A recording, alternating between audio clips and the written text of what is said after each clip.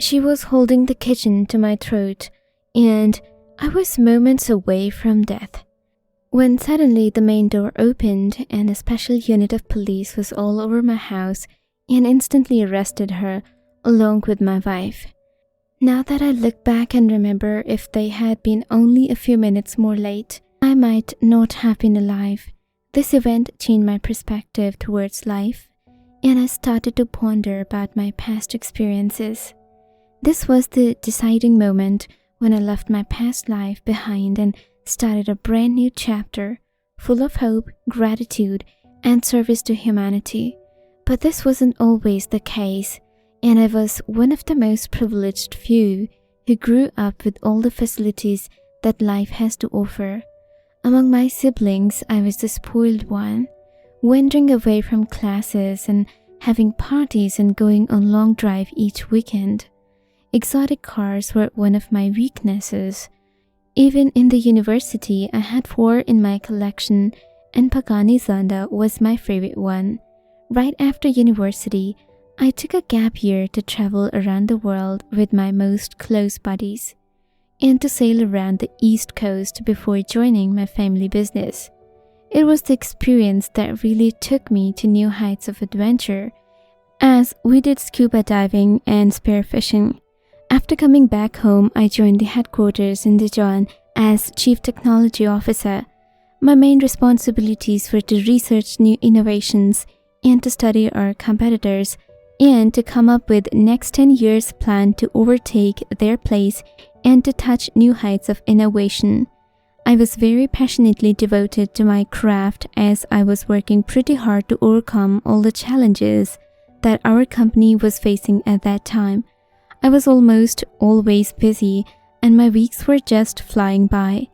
All the time that I ever had was only on weekends, so I took all the opportunity that I could to spend time with friends, going to parties and arranging meetups.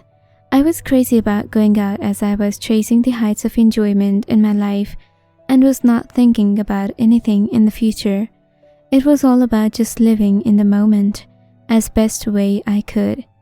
Since I was a fitness freak, it was not a big deal for me to spend the weekend with friends and start my working day with full energy.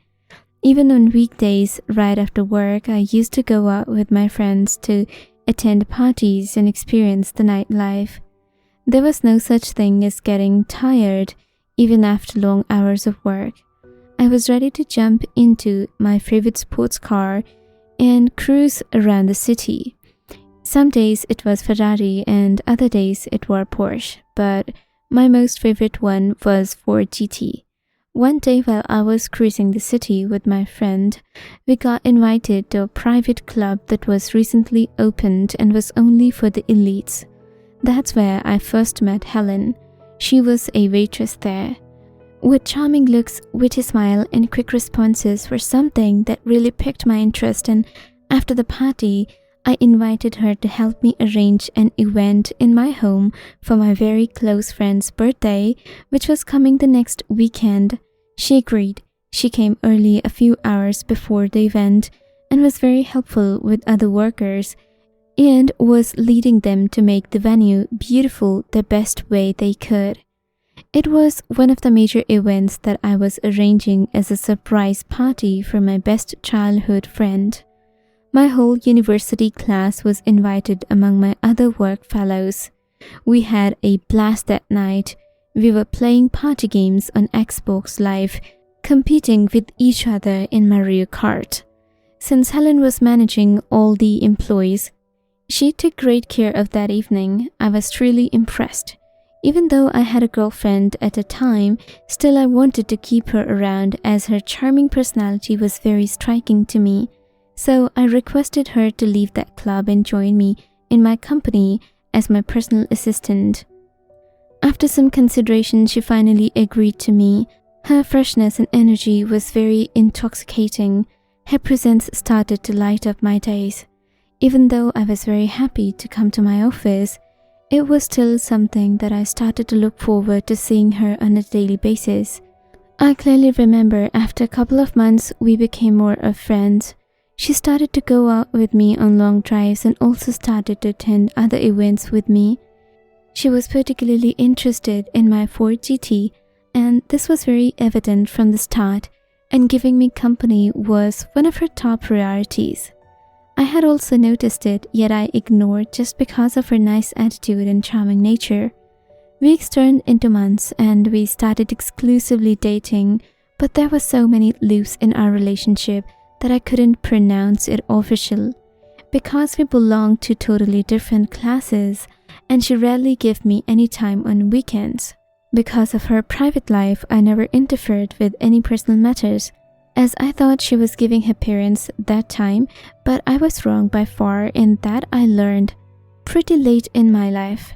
She was a very persuasive person from the very start, and I never gave a second thought in buying her gifts and taking her to drives, attending parties.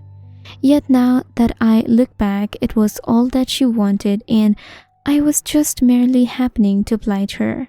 She was one of the most logical people in my friend list. I used to joke around that if she had really tried, then she would have been a really good and successful lawyer or a very calculated business person. In hindsight, I had not imagined that all of the smartness would be utilized one day on me.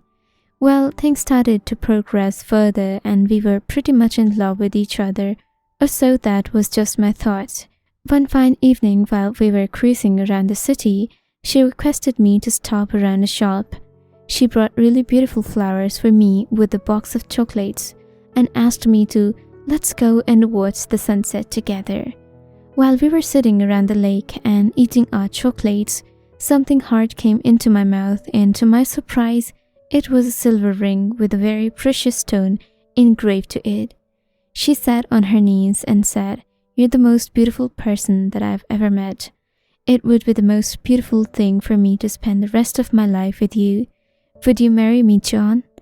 I was kind of shocked and amused at the same time, but there was not much that I could do since I was in love with this girl. Well, without giving it any second thought, I immediately agreed, and she was all emotional with her sentiments. And the next thing I remember was we were planning our wedding on an island. Things started to move fast and we were having a great time together, attending parties, traveling around, and having exotic locations at our disposal. We were the perfect couple, or you may say that when you have the money, you can purchase happiness. Does she really love me? That was a questionable thought I used to wonder from time to time. But since life was so busy, I shrugged it off eventually. Just after a couple of months, she introduced me to her very close friend who was a lawyer and was going through a rough breakup. She requested me to give her some space in our home so that she may overcome her grief and take some time off to reflect about her life and eventually have a fresh start. I did not give it much thought as I trusted my wife's judgment. I just agreed to it. Soon Jessica moved in with us. We gave her a separate room and she was so grateful for this courtesy call. Since she was a practicing lawyer, she was also a busy person, yet we mostly had our dinners together and she was very lively and an ambitious person at the same time. I was impressed by her because she used to belong to a very poor family and had worked hard to achieve such status in our society. Now she's a very well-respected professional. One day while at dinner, Helen and Jessica were holding hands and were giggling continuously. As I entered the dining room, I asked what was really going on. They happily told me that Jessica had divorced her husband and now she owns half of his properties and was celebrating the success. This was a very odd thing for me because genuinely she was supposed to be sad for this event. Instead, she was celebrating. I was pretty much concerned by the strange notion that she was showing, yet I covered it up and excused them and left the room to sleep early. Days were moving pretty fast. One thing that I noticed was that Jessica and Helen were almost always holding hands. This was something that was bumping me from time to time. I was not very comfortable asking them certain questions, so I tried to avoid giving it much thought. But whenever I came home, they were almost holding hands, even while watching TV and having a walk in the lawn or simply having dinner together. One fine autumn evening, after spending time with my wife, while we were going for a long drive after a really good dinner, Helen asked me a question that made me stop my car. She said, "How would you feel if you get a chance to have another wife?" First, I shrugged it off by saying that I don't really think about this stuff and don't really need anyone besides you because my life is perfect with you. She went on saying that Jessica is very lonely and after the divorce and is pretty much sad most of the days. If I marry her as well, it would definitely help with the loneliness and help her move on with her life. Since she's already living with us, why not marry her and make her your wife? This would also make me happy and there would be definitely no jealousy among us and she would become a part of our family and I would love to see her smile once more in her life. To this I replied, I don't really know how to respond for what to think about. How about you give me some time to think and I will let you know soon enough. A couple of days later, she again asked me the same question. This time I was again in no mood to discuss this stuff, so I requested to postpone it for now and we will discuss maybe on some other day. This pretty much became a norm as she used to ask me from time to time to consider this and she tried her best to put this on the first priority while I was not comfortable with such thoughts as it was starting to feel very fishy. One fine Sunday as I woke up to some noise, I saw both of them standing in front of my bed while Helen was tying my feet and Jessica had a knife. She immediately jumped on me and put the knife to my throat and asked me to sign up the papers so that she could take over my properties. It took me a solid 2 minutes just to understand what really was going on. They both were planning to hijack my investments, properties, and all that they could, just with the tip of that knife and forcing me to sign the papers.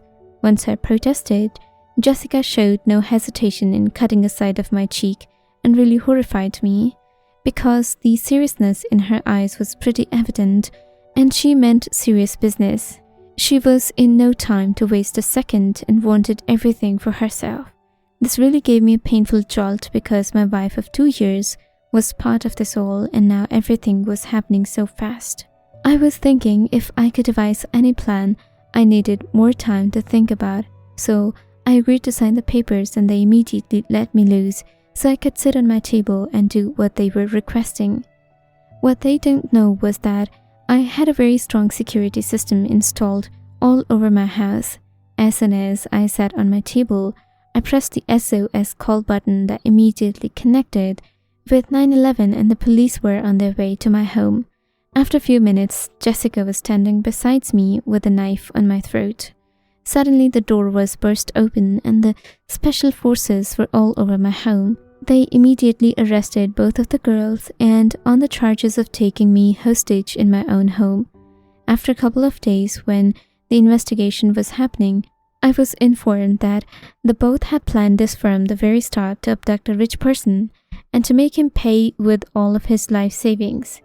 This really hurt me as I had not expected such stuff from my wife because I loved her, but this was something that really shook me.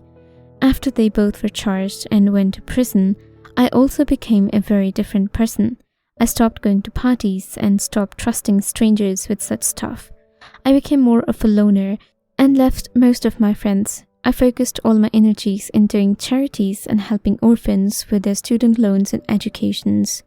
This gave me a new purpose and direction in life. I was now a changed man. I couldn't believe that once I was a party boy and now my whole life was dedicated to serving humanity. The pleasure that I got from helping orphans was nothing compared to anything before. I'm so gratefully humbled that I found a new path in my life.